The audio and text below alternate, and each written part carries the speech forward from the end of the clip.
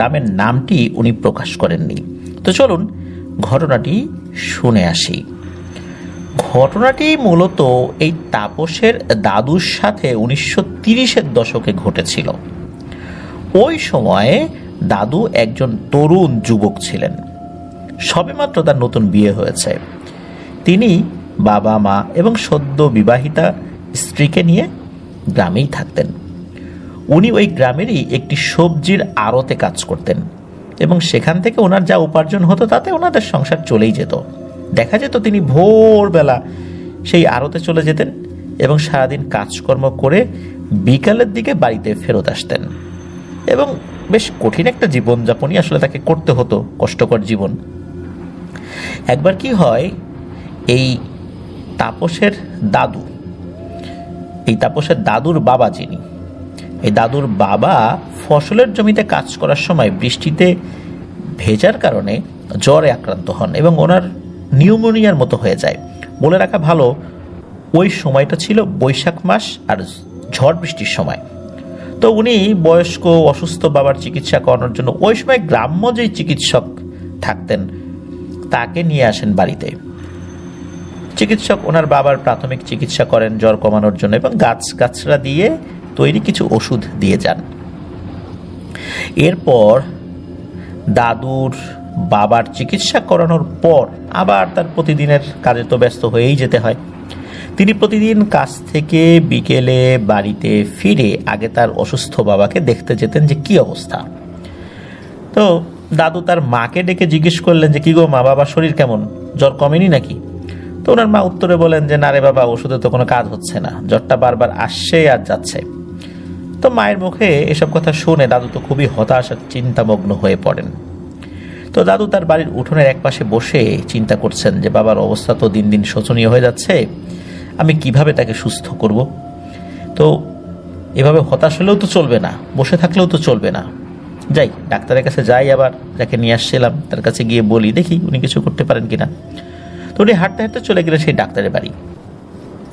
দুপুরের দিকে উনি সেই ডাক্তারের বাড়িতে ঢুকলেন।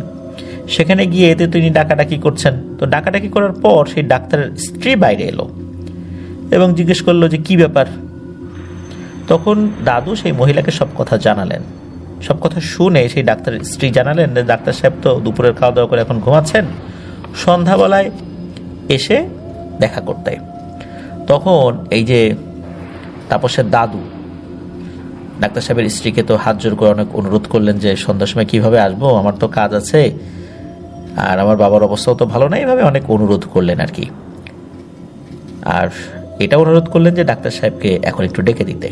তো ছেলেটার অনেক কাকুতি মিনতি দেখে উনি বলেন আচ্ছা ঠিক আছে, তুমি বাইরে অপেক্ষা করো, আমি ডাক্তার সাহেবকে ডেকে আনছি।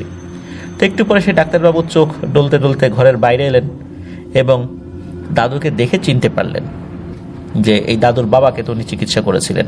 এর আগের বারও দাদুই এসে এই ডাক্তার সাহেবকে বাড়ি থেকে নিয়ে গিয়েছিলেন আর কি। তো যাই হোক, সব কথা শুনে ডাক্তার সাহেব দাদুকে বললেন যে দেখো, গত 3 দিন যাবৎ যেহেতু আমার ওষুধ খেয়ে তোমার বাবার কোনো কাজ হচ্ছে না, তার মানে হচ্ছে তোমার বাবার শরীরে আমার কোনো ভেষজ ওষুধ কাজ করবে না। তবে চিন্তার কোনো কারণ নাই, আমি একটা ওষুধের নাম তোমায় লিখে দিচ্ছি, আমার কাছে এই মুহূর্তে এই ওষুধটা নেই, তুমি আজই শহর থেকে ওষুধটা কিনে এনে বাবাকে খাওয়ানো শুরু করে দাও, দেখবে তাড়াতাড়ি সুস্থ হয়ে উঠবে উনি। তো দাদু সেই কাগজটি নিয়ে বাড়ির দিকে হাঁটা শুরু করলেন। বাড়ি ফেরার সময় উনি দেখেন যে আকাশটা ধীরে ধীরে কালো মেঘে ঢেকে যাচ্ছে, ঠান্ডা বাতাস বইতে শুরু করেছে। উনি বুঝতে পারেন যে খুব তাড়াতাড়ি জোরে বৃষ্টি নামবে। উনি তো দ্রুত হাঁটা শুরু করলেন। এমত অবস্থায় বাড়ির কাছাকাছি উনি যখন চলে এসেছেন তখন প্রচন্ড জোরে বৃষ্টি নামা শুরু করলো। উনি এক প্রকার দড়ি দিলেন বাড়ির দিকে। হালকা ভিজতে ভিজতে উনি বাড়িতে ঢুকে গেলেন। তারপর ওনার মা এবং স্ত্রীর সাথে ডাক্তার সাহেবের বলা সমস্ত কথাবার্তা আলোচনা করলেন এবং সিদ্ধান্ত নিলেন যে পরের দিন কাজে না গিয়ে তিনি শহরে যাবেন।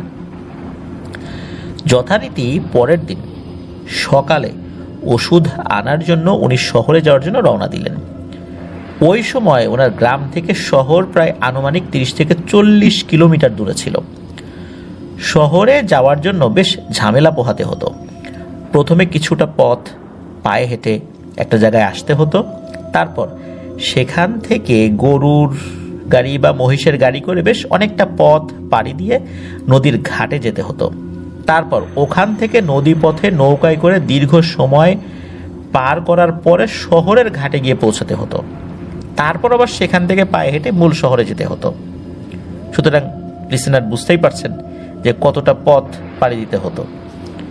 এখনকার সময় 30-40 কিলোমিটার ওই রকম দূরত্ব মনে না হলেও ওই সময়ের বাস্তবতা, আজ থেকে প্রায় 100 বছর আগে, বুঝতেই পারছেন যে কী ধরনের প্রতিকূল অবস্থা ছিল। এখন বাবা তো অসুস্থ, যেতে তো হবেই। এই কারণেই এই তাপসের দাদু, উনি তো প্রথাগত যে পদ্ধতি ওই সময় ছিল যাওয়ার জন্য, সেই অনুযায়ী যাত্রা শুরু করলেন। দেখা গেল যে সেই শহরের ঘাটে পৌঁছাতে পৌঁছাতে সকাল গড়িয়ে দুপুর হয়ে গেল। উনি কিন্তু খুব সকালবেলা বের হয়েছিলেন, আর সকাল থেকে আকাশটাও কিন্তু বেশ ভার হয়েছিল, না জানি কখন বৃষ্টি নেমে যায়। তো উনি ঘাট থেকে হেঁটেই চলে এলেন শহরের ভেতরে। সেখানে মানুষদের জিজ্ঞাসা করে ওষুধের দোকান খোঁজ করা শুরু করলেন। এভাবে খুঁজতে খুঁজতে উনি একটা সময় একটি ওষুধের দোকানের সন্ধান পেয়েও গেলেন, এবং সেখানে ঢুকে একজন লোককে উনি সেই ডাক্তার সাহেবের দেওয়া কাগজটি দিলেন। দোকানের লোকটি সেই কাগজে লেখা ওষুধটি দাদুকে এনে দিলেন এবং উনি সেটার মূল্যও পরিশোধ করলেন। এরপর যখন উনি দোকান থেকে বেরোতে যাবেন, ঠিক সেই সময় বাইরে খুব জোরে বজ্র বিদ্যুৎ সহ মুষলধারে বৃষ্টি পড়া শুরু হলো। উনি তো বেরোতে পারছেন না, আর ওনার কাছে কোনো ছাতাও নাই ওই সময়। কোনো উপায় না পেয়ে বাধ্য হয়েই উনি ওই দোকানেই দাঁড়িয়ে থাকলেন। এর মধ্যে সেই দোকানের লোকটির সাথে তার বেশ কিছু টুকিটাকি কথাবার্তা হলো। হঠাৎ উনি দেখলেন এক সময় বৃষ্টির তোড় কিছুটা কমে এলো। তখন উনি ঠিক করলেন এই সময় তো আমাকে বেরোতেই হবে, তা না হলে তো আবার জোরে বৃষ্টি নামলে আমার আজকে আর বাড়িতে ফেরা হবে না, বাবা আবার অসুস্থ, এরকম চিন্তা করছেন উনি। তো উনি দ্রুত হাঁটা দিলেন নদীর ঘাটের দিকে। হালকা ভিজতে ভিজতে উনি একসময় নদীর ঘাটে পৌঁছেও গেলেন।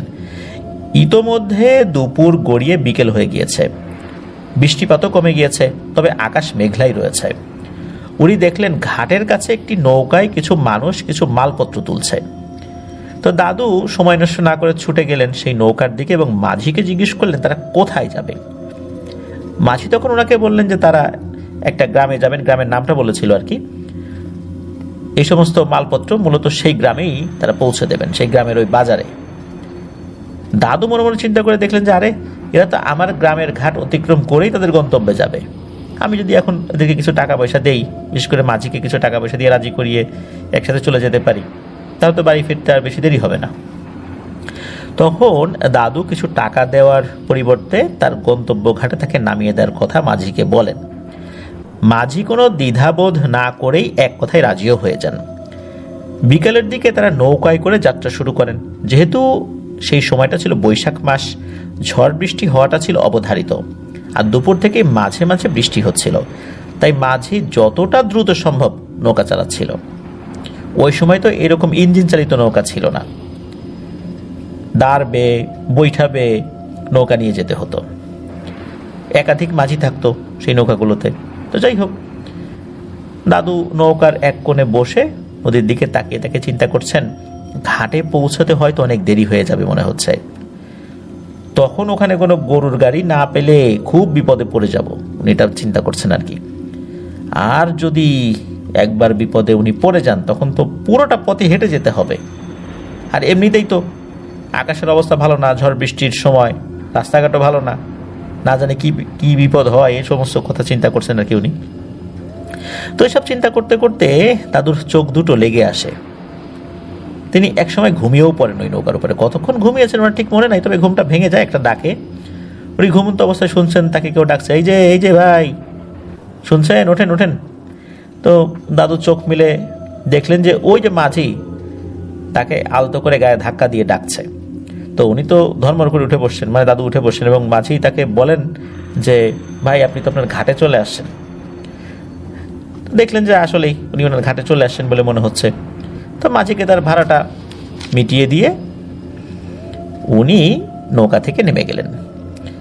যখন নেমেছেন চারদিকে তাকিয়ে দেখলেন ঘুট ঘুটে অন্ধকার, আকাশে বিদ্যুৎও চমকাচ্ছে। উনি বুঝতে পারলেন অনেক রাত হয়ে গিয়েছে। উনি আশেপাশে তাকিয়ে দেখলেন কোনো গরুর গাড়ি নাই সেখানে, থাকবেই বা কি করে? এই ঝড় বৃষ্টির রাতে কোনো গরুর বা মহিষের গাড়ি কি এখানে থাকার কথা নাকি? না থাকাটাই স্বাভাবিক। চারিদিকে কেমন যেন নিস্তব্ধ, শুধু কিছু পোকার ডাক শোনা যাচ্ছে। মাঝে মাঝে আবার ব্যাঙও ডেকে উঠছে। পোকার ডাক বলতে ঝিঝি পোকার ডাক ভেসে আসছে আর কি।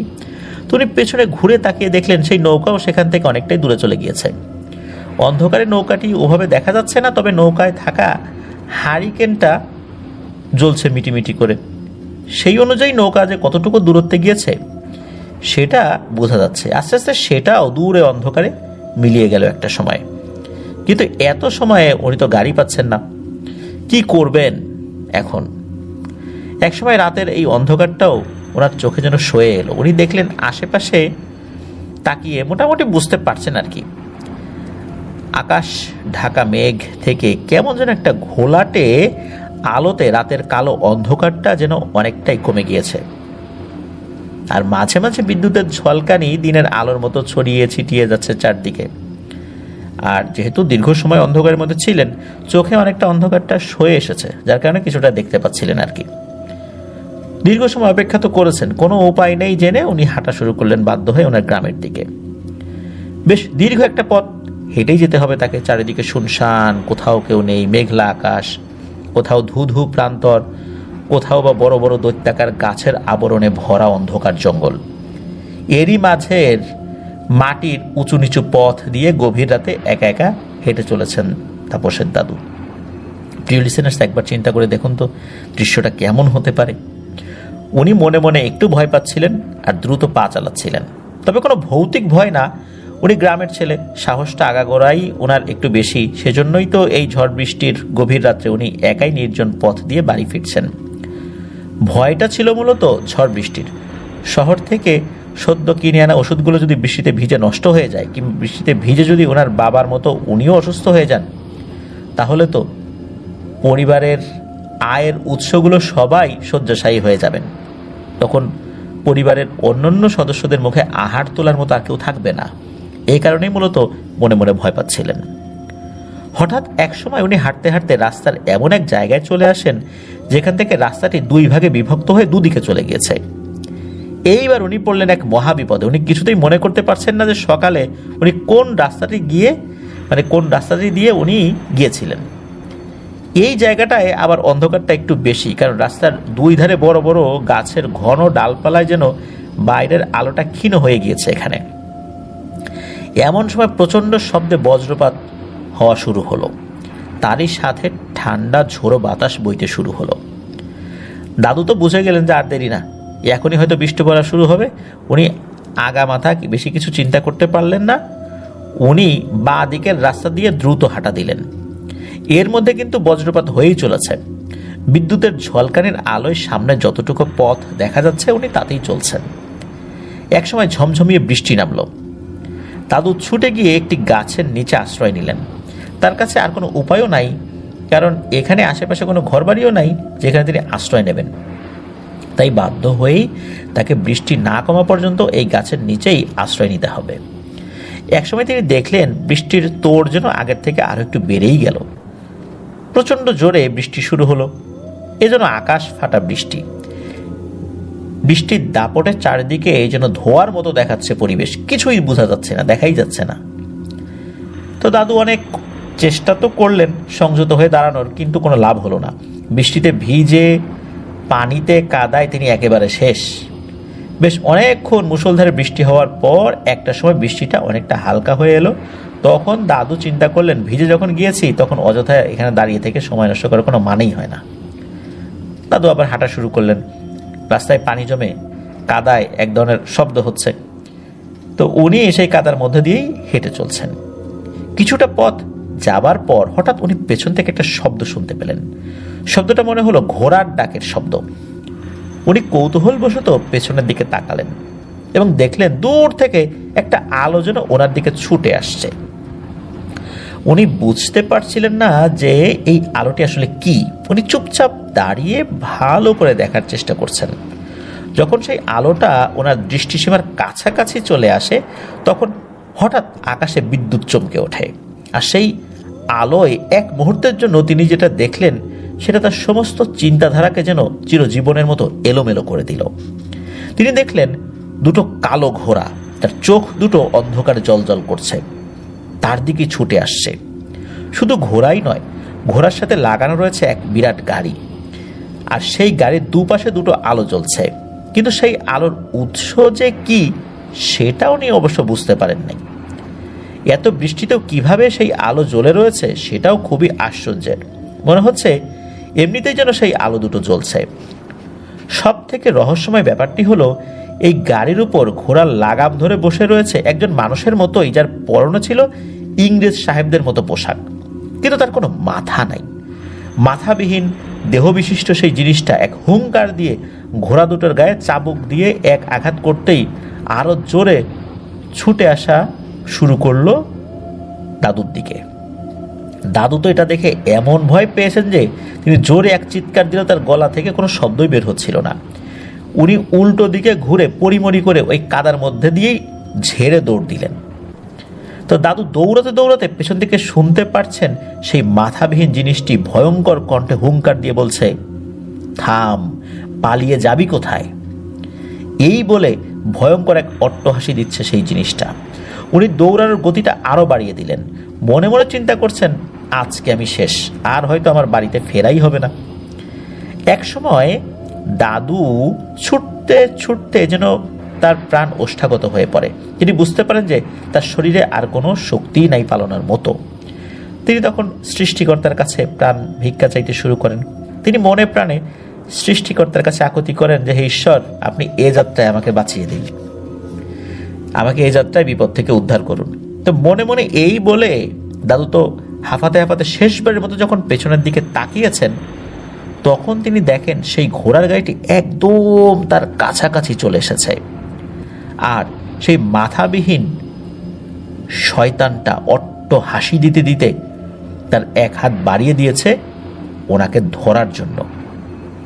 ঠিক তখনই দাদু কাদার মধ্যে পা পিছলে মাটিতে পড়ে যান এবং জ্ঞান হারিয়ে ফেলেন।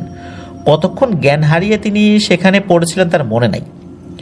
এরপর যখন জ্ঞান ফেরত আসে, তিনি নিজেকে একটি পুরনো ঘরে আবিষ্কার করেন। তিনি এদিক ওদিক তাকিয়ে দেখেন সেখানে একটি জায়গায় 2-3টি প্রদীপ জ্বলছে। তিনি মাটিতে একটি ঘাসের মাদুরের উপরে শুয়ে আছেন। হঠাৎ দরজা খুলে পাশের ঘর থেকে একজন খুবই সুদর্শন প্রবীণ ভদ্রলোক হাতে একটি মাটির পাত্র নিয়ে ঘরে প্রবেশ করেন। তো দাদু ভালো করে সেই প্রবীণ ভদ্রলোকটিকে দেখলেন। ওনার মুখ ভর্তি লম্বা সাদা দাড়ি, গৌরবর্ণ সাদা আলখেল্লা জাতীয় পোশাক পরা, মাথায় সাদা কাপড়ের একটি পাগড়ি রয়েছে। তো দাদুর ওনাকে দেখেই মনে হলো যে ইনি দরবেশ টাইপের কোনো একজন মানুষ, আর ওনাকে দেখার পরে অদ্ভুত একটা ভক্তি ভাব চলে এলো ওই ব্যক্তিটার প্রতি। তো সেই রহস্যময় প্রবীণ ভদ্রলোক জীবনের একটা বিশাল বড় উপকার করেছেন দাদুর আর কি। তো দাদু চিন্তা করছেন যে এই ভদ্রলোকটি তার জীবন বাঁচিয়েছে, জীবনের সবচেয়ে বড় উপকার যেটা, এটাই হয়তো বা। তো যাই হোক, ওই রহস্যময় প্রবীণ ভদ্রলোক দাদুর কাছে এসে বললেন যে এই পানিটা খাও, তুমি তাড়াতাড়ি সুস্থ হয়ে যাবে।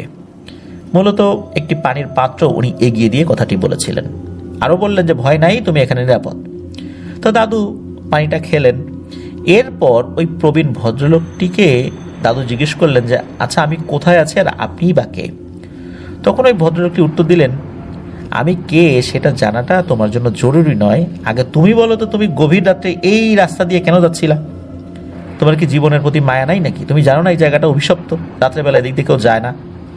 আমি যদি আজকে ঠিক সময় না আসতাম তাহলে হয়তো বা তুমি এ দুনিয়াতেই থাকতা না।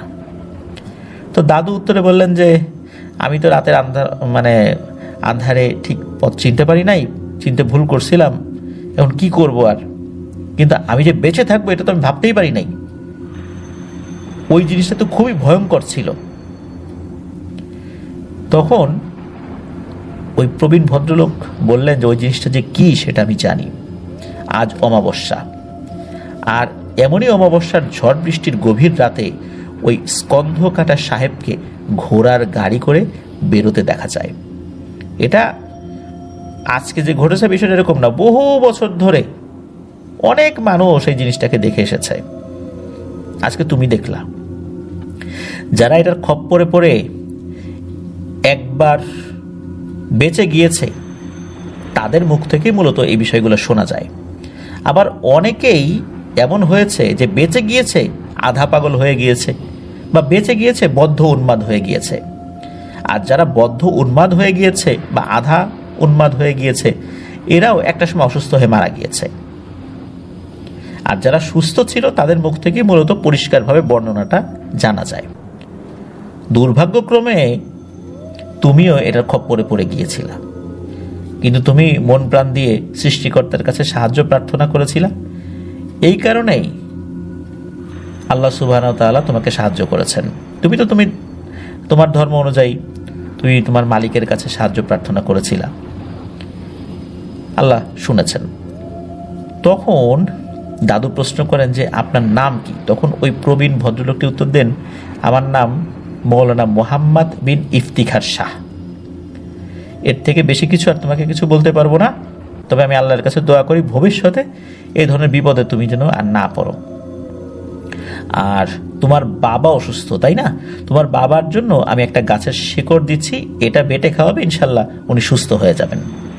আর কিছু সময় পর ভোর হয়ে যাবে, তুমি এখন নিশ্চিন্তে চোখ বন্ধ করে শুয়ে পড়ো। আমি এখন ফজরের নামাজ পড়ার প্রস্তুতি নেব, তুমি কিছুক্ষণ ঘুমাও। তুমি ঘুম থেকে উঠলে তোমাকে বাড়ি পৌঁছানোর ব্যবস্থা করবো ইনশাল্লাহ। ওনার মুখে এই ধরনের আশার বাণী শোনার পর দাদু গভীর ঘুমে হারিয়ে যান। যখন আর ঘুম ভাঙে তখন উনি নিজেকে ওনার ঘরের বিছানায় আবিষ্কার করেন। পাশে ওনার মা এবং স্ত্রী বসে আছে।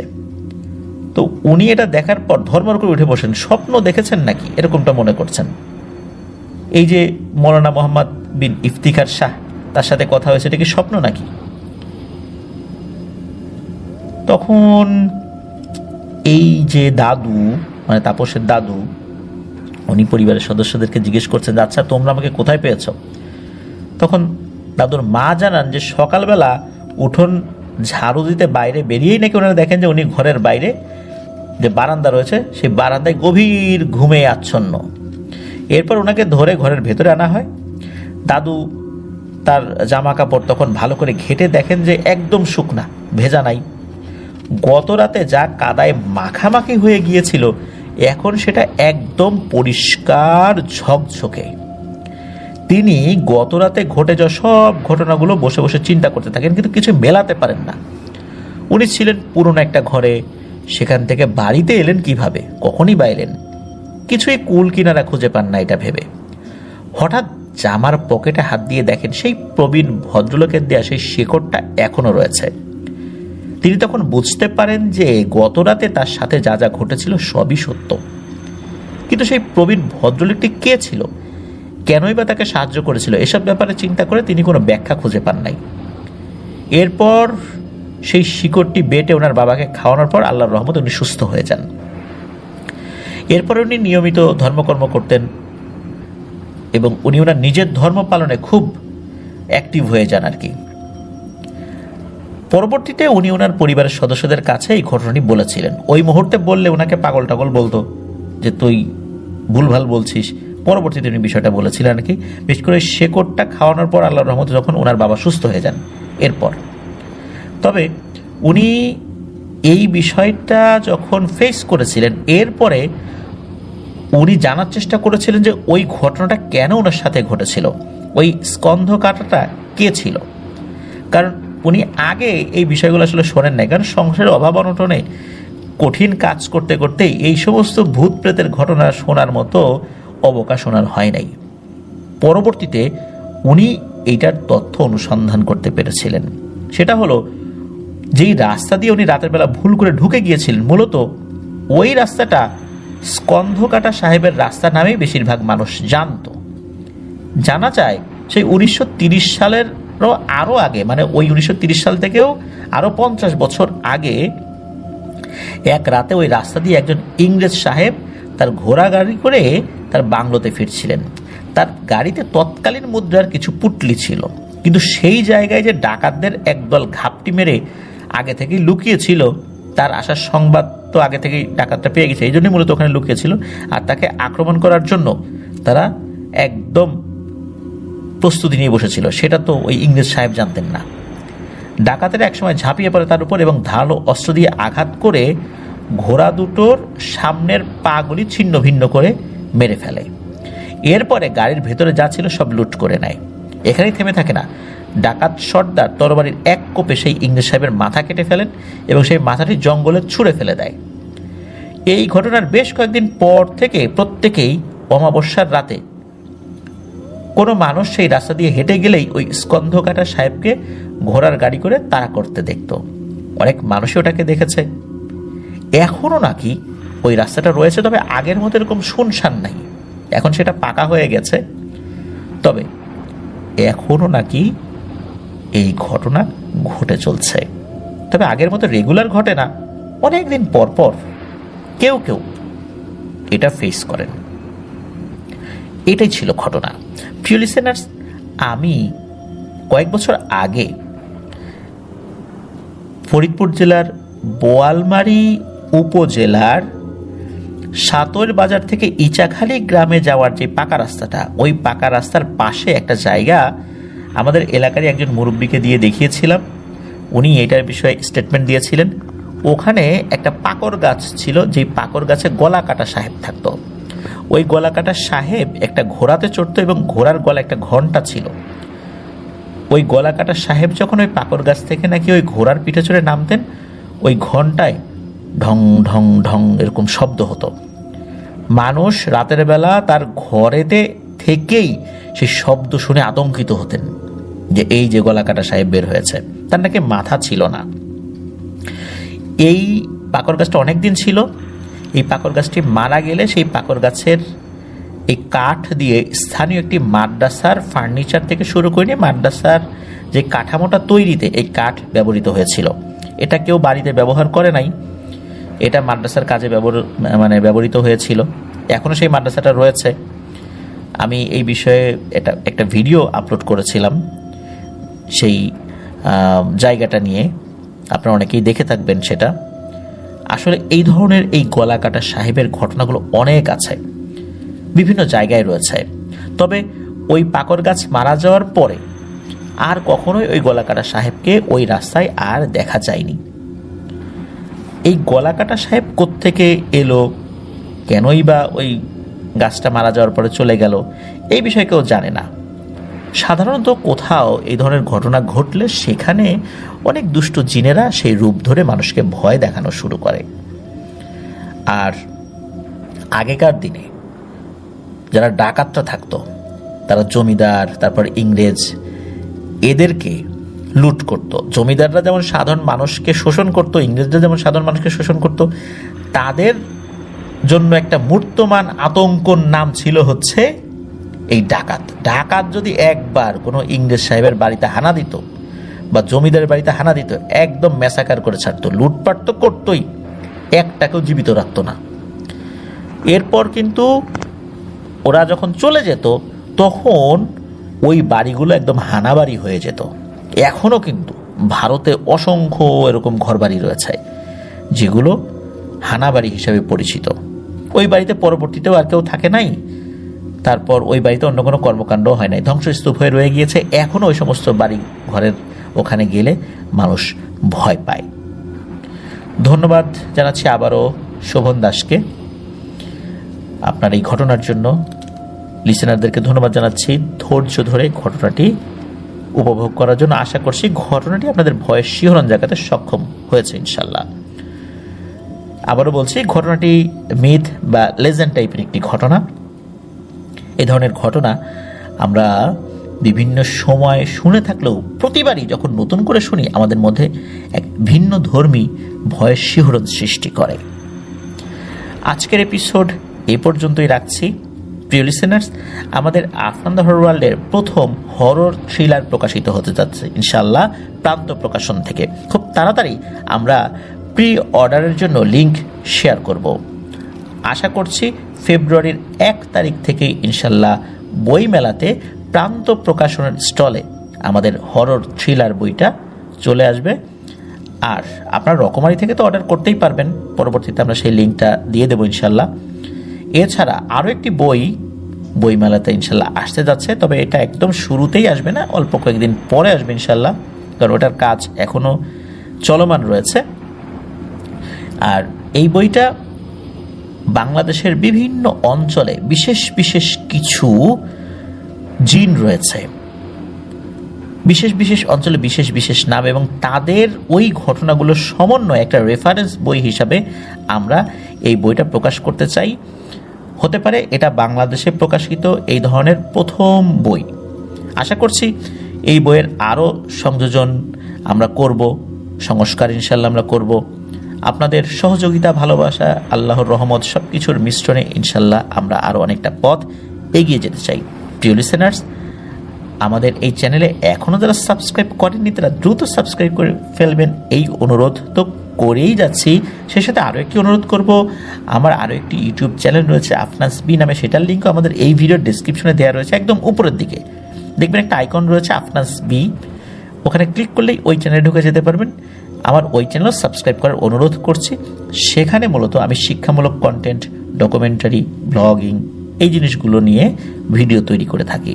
আশা করছি সেই ভিডিওগুলো আপনাদের তথ্য সহায়িকা হিসাবে কাজে লাগবে। ইনশাল্লাহ আমার এই ক্ষুদ্র প্রচেষ্টাগুলো আপনাদের কিছুটা হলেও আনন্দ দেবে। সবাই ভালো থাকবেন, সুস্থ থাকবেন। আসছে বৃহস্পতিবার আপনাদের পাঠানো ঘটনাবলী নিয়ে আরও একটি দুর্দান্ত এপিসোড আনতে যাচ্ছি। সেই এপিসোডটি শোনার আমন্ত্রণ জানাচ্ছি। আমার জন্য দোয়া করবেন, আমার পরিবারের জন্য দোয়া করবেন, আপনাদের জন্য দোয়া রইল, আপনাদের পরিবারের প্রত্যেকের জন্য দোয়া রইল। মহান আল্লাহ সুবহানাহু ওয়া তাআলা আমাদেরকে ভালো রাখুন, সুস্থ রাখুন, নিরাপদে রাখুন, আফনান দ্য ওয়ার্ল্ডের সাথে রাখুন। আসসালামু আলাইকুম।